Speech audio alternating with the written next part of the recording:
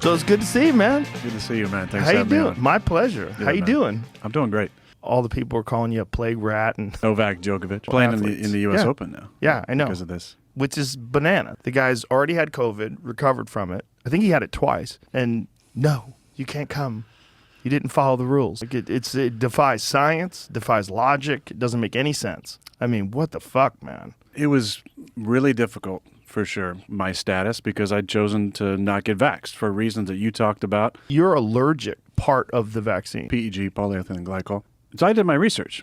I'm healthy, and I take care of myself. Getting vaccinated was not on the top of my list. I wanted to look into it because everybody was doing it and talking about it and trying to be safe, and I wanted to make sure I was, doing my part if that's what was necessary to keep myself safe and my loved ones safe and my teammates safe. Then I looked into it. And at the time, I went on the CDC website, and they specifically said, if you're allergic to PEG, we do not recommend you get vaccinated with the mRNA vaccinations.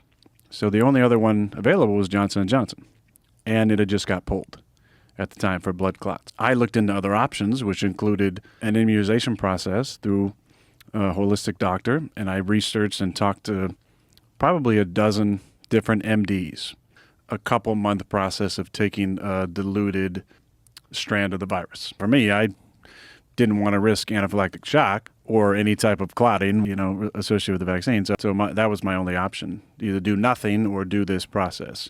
And I felt like that this was the best way to protect myself and my teammates. One of the most difficult parts about the whole process was that there was clearly two classes of player at the facility. There was the vaxxed and the unvaxxed.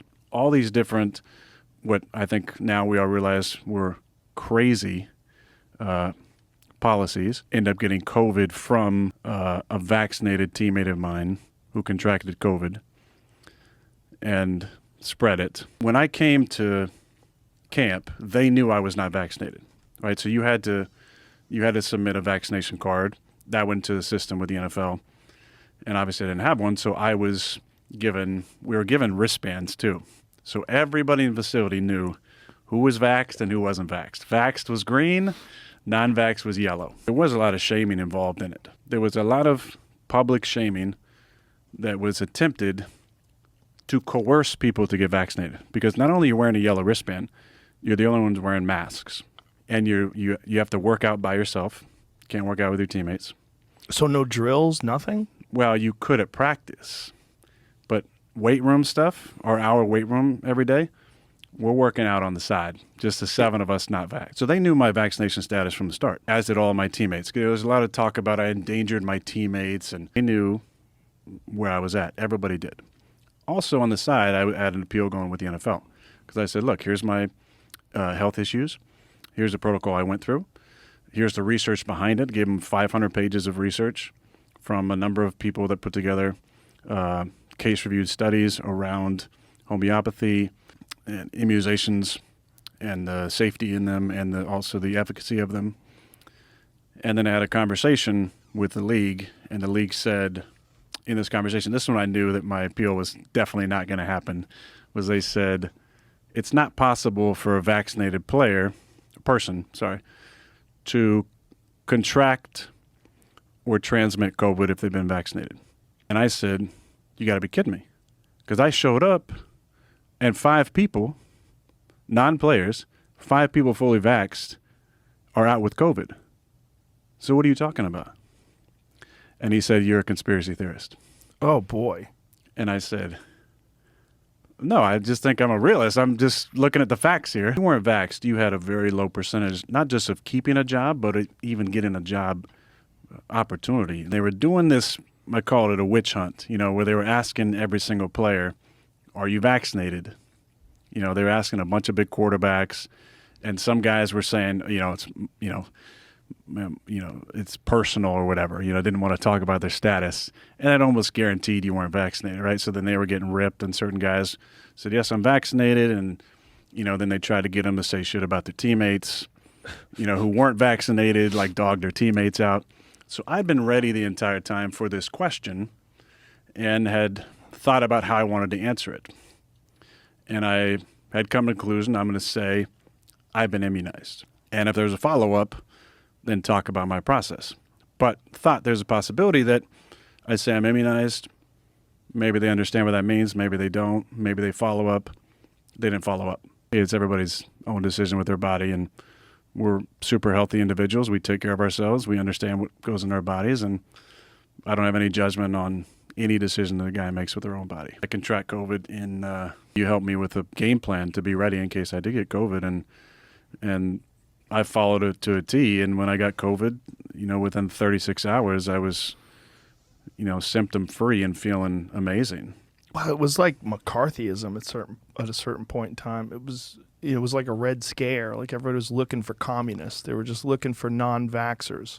Yeah. It was like a fever in the air because people had been convinced that this was the thing that was going to get us out of the pandemic. And if you didn't follow that thing, that you were the enemy of it. Especially in your case, that when you had an actual allergy, it's a particular issue. And the desire to not take the medication that was pulled for clots, that seems pretty fucking reasonable. But reason was out the window at that point in time. Woke up, really bad symptoms, to 36 hours later, I feel great.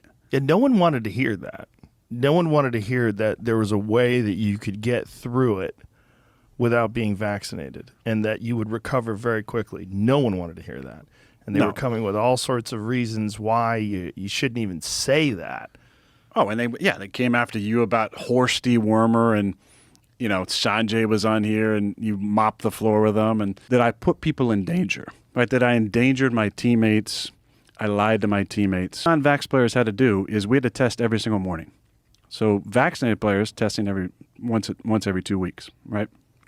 Non-vaxxed every single morning, every off day, every day of the bye week, off for a week while everybody else is off traveling and enjoying their life. We stay in Green Bay and we tested every single day.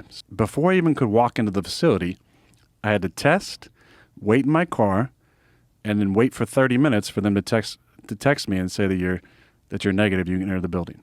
And so many people, they just bought the narrative that was being promoted by CNN and MSNBC and wherever, that if you get vaccinated, you can't get COVID, you can't spread COVID.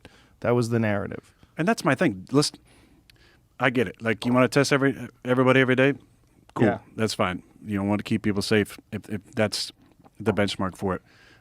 But as we look back now, let's not revise history. Let's not revise history on what actually happened and what was said. Because what was said was, you get the vax, you can't spread it or contract it. And no one seems upset that that was a lie, including Birx, who has said that she had always known that it was not going to stop transmission and it was not going to stop people from spreading it. Pandemic of the unvaccinated. Yeah. Winter of death or whatever for the non-vaxxed. I saved that. Winter of death and suffering. Yeah. It's like they were Game of Thrones. Like they were talking about the fucking White Walkers coming. Winter of death. I mean, whatever happened to being like a charitable, forgiving person? Isn't that like a quality? There's none of that. If you don't follow the mainstream narrative, or if you don't agree with me, take out the mainstream narrative, if you don't agree with me, I can't be friends with you because I get to live in an echo chamber. And that's what society and social media has done, I think, on so many levels. But yeah, eat the bugs. Eat the bugs. Weird time in terms of like control and in terms of the influence of these forces with amazing resources that are trying to lean society into a very specific direction. You know, the World Economic Forum's article, or the rather advertisement, where they're like, you will own nothing and you'll be happy. And be happy, yeah. Just imagine saying that to people. Because that doesn't even make any sense, because someone's going to own these things. So who owns it? The state? The state owns it? What about you? Do you own anything? Are people renting these things? How's that work? Does someone own it? No one owns it. No, so everybody can just take whatever you want? But you're going to be happy, Joe. Yeah, you're going to be happy. You're going to be really but how about, happy. what if I'm already happy? You will give us your land. Imagine being able to say that this is going to make you happy. Like, how the fuck do you know it makes people happy? I think whenever I reach a point where I think that I really don't give any fucks, then I think about the World Economic Forum. Yeah. Yeah, that is a strange thing, because I never even knew that was a thing until like a couple of years ago. And then I started watching... Nothing to see here, just the world leaders talking about policy for the entire Yeah, no world. big deal. Yeah, nothing to worry about. It's fucking Brought wild. to you by Pfizer. 75% of all television advertisement is all pharmaceutical drugs. And aren't we one of the few countries that allows Only for... two. Only two, right? Only Yeah. two. And the other one is New Zealand. And New Zealand is far more restrictive than us. Yeah. But all those other countries, they think that we're out of our fucking minds. Advertising for all these things that are going to make you happy. There's a girl running through a wheat field and there's great music playing. And she was, And here's the side effects. Yeah.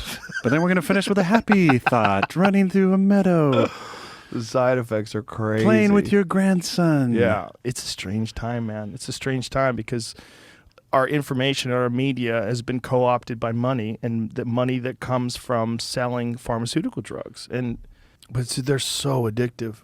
And that's another thing that the pharmaceutical company tried to lie about. The pharmaceutical companies tried to lie. I mean, that's dope sick. That's the premise of that whole show. Like, they were lying about whether or not these things were addictive when they knew they were. This is the same people. The same people that were telling you that you had to get jabbed are the same people that were telling you that opioids were not addictive. That paid out $2.3 billion in the Yeah. biggest fraud case in the history of the world. Yeah, and then there's the Vioxx case that killed more than Which- 60,000 Americans. Which, when I was in college, everybody was taking Vioxx. Everybody. All my teammates were taking Vioxx. It's dangerous shit. I know a guy who had a stroke from it. A guy who fought in the UFC. Chantix, Yeah. right? Yep. As Yep. well. I think you said on your show, but there's something crazy. I can't remember the exact number, but how many different products get pulled every single month that Yeah. were FDA approved. FDA approved? Yeah, it's a lot. Yeah. That was with John Abramson, who is a doctor who's worked to litigate against pharmaceutical companies, and in particular against Vioxx when they were doing that. They had clear information that Vioxx was going to be damaging to people.